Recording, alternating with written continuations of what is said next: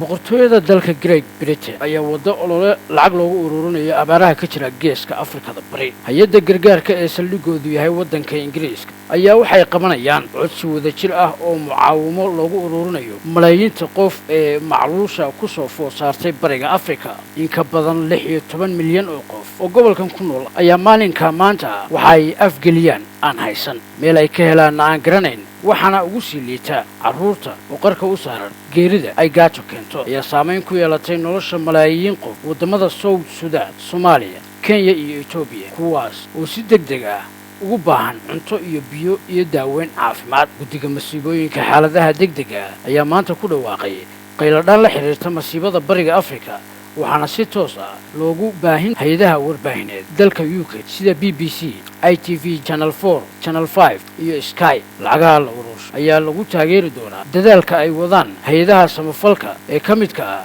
DEC si loo gaarsiiyo qoysaska iyo bulshooyinka ay waxyeeladu taabatay. Madaxa fulinta guddiga masiibooyinka xaaladaha degdega ah ee magacooda loo soo gaabiyo DEC, Saalax Saciid, ayaa yiri dhibaato weyn oo gaajo baaxad leh ayaa ka soo muuqanaysa bariga Afrika.